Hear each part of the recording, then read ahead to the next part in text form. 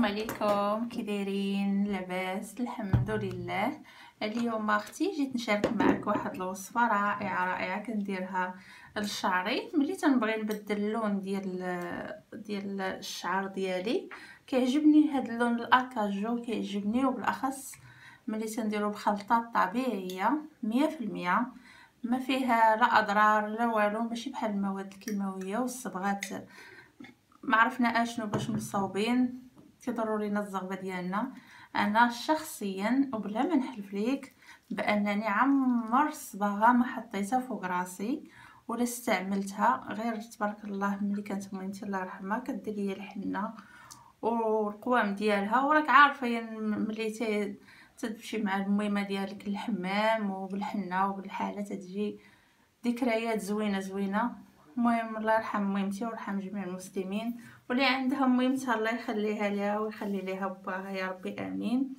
نرجعوا للوصفه ديالنا. الوصفه طبيعيه، مكونات موجوده الحمد لله، وبلا ما تهزي الهم ولا تفكري بغيتي تبدلي اللون ديال شعرك ولا اش غندير خاصني ما ندير. مواد تقريبا كلشي بساط، الوصفه كامله من الاول حتى الاخر ديالها ما كتوصلش 10 دراهم.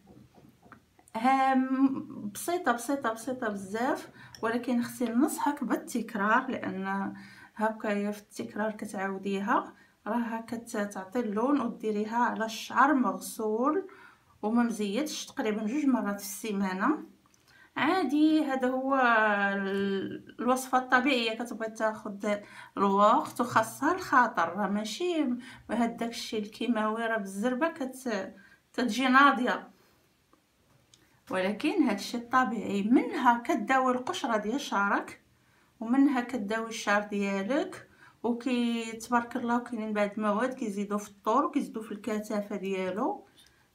المهم نمشيو للوصفه ما نطولش عليك. كما تشوفي اختي هنايا عندي هاد الكؤوس عامرين، هادو اختي عندهم 24 ساعه.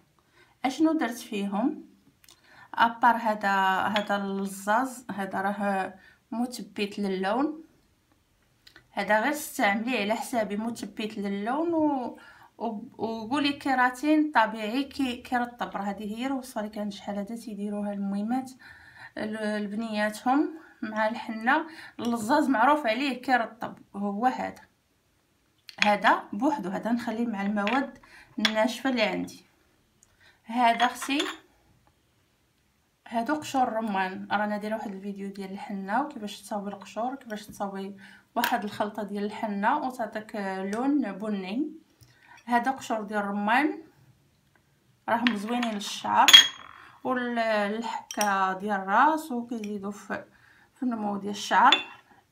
عندي اختي هذا الكركديه، راه معروف هذه زهره الكركديه راه غنيه عن التعريف، لا من الشعر ولا من الصحه، وهي كتجي كمشروب بحال نقولوا عصير، كتجي رائعه وكتجي زوينه.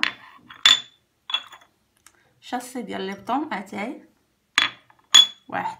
هاد المكونات انا اللي قلت لكم دابا بيتهم ليله، خاصهم 24 ساعه وهما في المطيب، وكتغطيهم بحال ما هكا باش هذوك الزيوت الطياره ديالهم ما يديهاش لك الهواء وتبقاي تنفعي بها لشعرك. عندهم 24 ساعه هادو باش رقدتهم. اما هاد اللي كتشوفوا هنا هي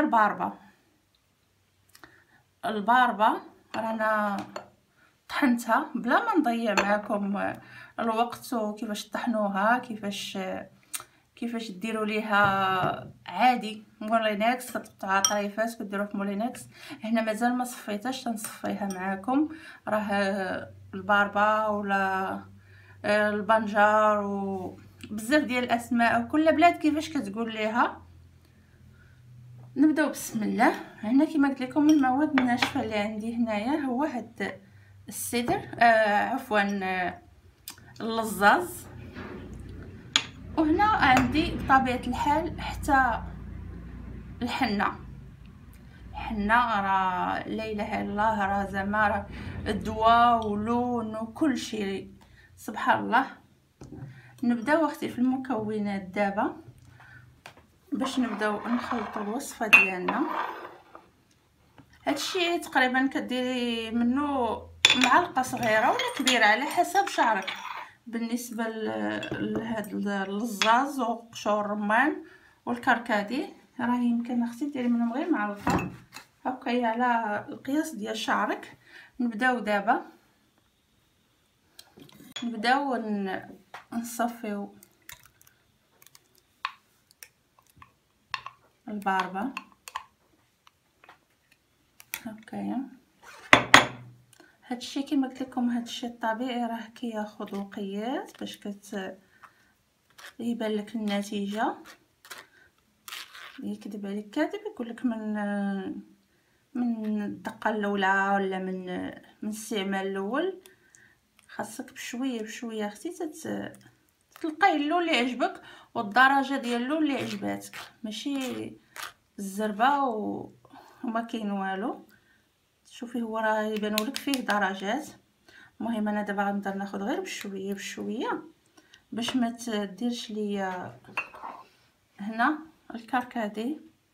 الكركديه غنخلي منه شويه من بعد ونوريك في اخر الفيديو اش يمكن ديري به. القشور ديال الرمان حتى هما تبارك الله غنيين عن التعريف. هنا ليبطون.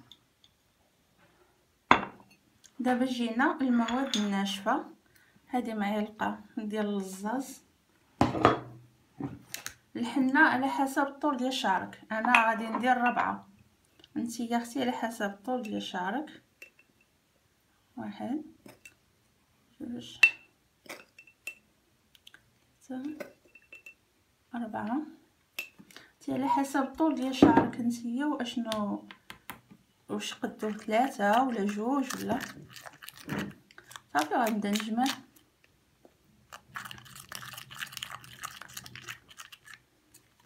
هكا غير بشويه بشويه تتجمع ليك.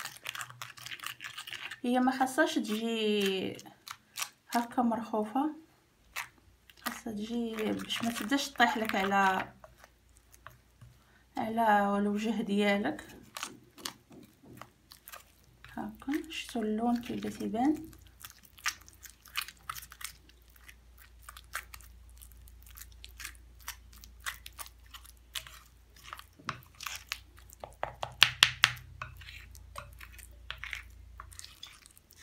هكا نزيد شي شويه من ديال الرمان.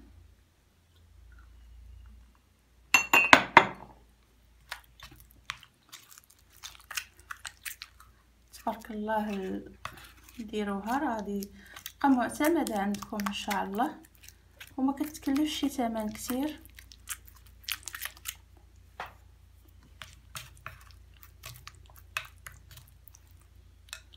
شي شويه ديال الباربه.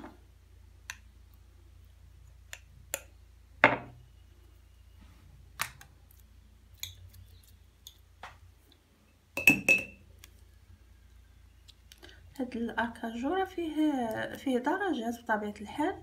انت غتوصلي لهاديك الدرجه اللي بغيتي وغادي تحبسي حتى من بعد ثاني وديريها ملي تبدا يطلع لك الشعر البيض ديالي حتى تعاودي ثاني تستعمليها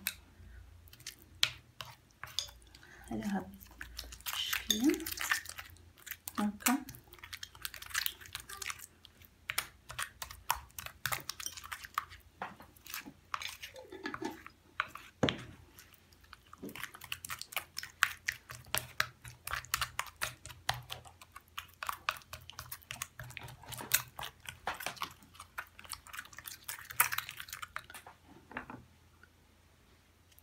نزيد شويه ديال الباربه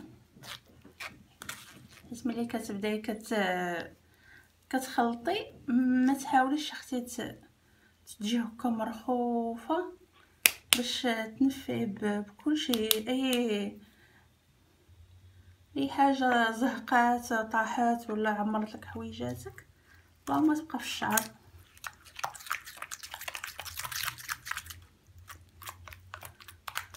الحنه ما ديريش ديال الباكيه، ديري ديال سيري عند العطار قولي ليه الحنه ديال الشعر راه فيها تبارك الله. انا واخا كناخذ غير كميه قليله، تندير بها شحال من حاجه، شحال من مره كنديرها فيها لشعري هكا.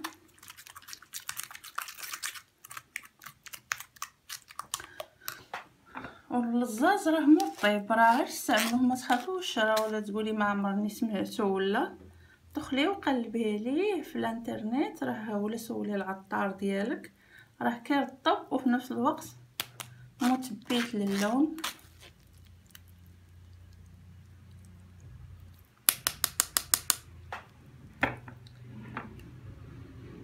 هاكا هنا ما تحتاجي لا عكر فاسي لا والو، غير هاد المكونات فيها البركه.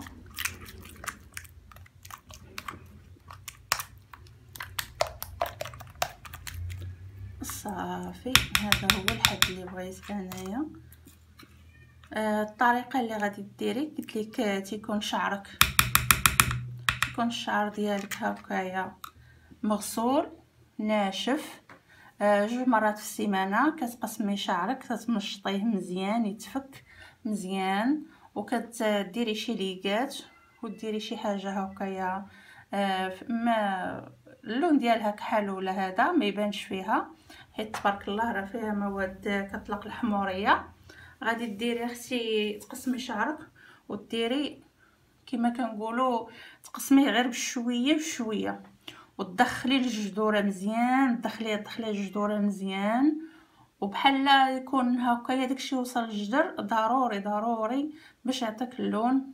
جوج مرات في السيمانه يكون الشعر مغسول، كتجمعي شعرك ملي كتسالي كديريه في واحد البونيه، تتخليه ما بين 4 السوايع حتى 5 السوايع، ما تخافيش ما فيها حتى شي حاجه كتضر بالقشره ديالتك. صافي كتدخلي للدوش وغادي نكمل معاك الوصفه وبالمقاديس هنايا الطابله ديالي، وغادي نرجع لك نشعل. هذا هو البخاخ اللي قلت لك غادي نديرو في اخر الفيديو.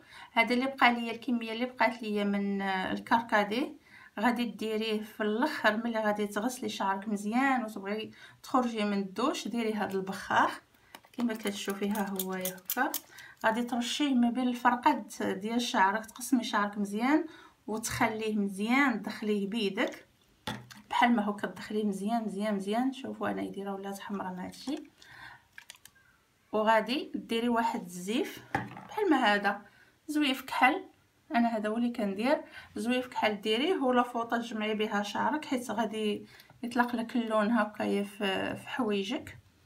هذا هو الوصفه ديال اليوم، نتمنى انكم تجربوها وتدخلوا القناه وما تبخلوش عليا بالتعاليق ديالكم، راه كتشجعني، وكونوا واثقين 100% بلا ما نحلف راه هادشي هو اللي كندير لشعري.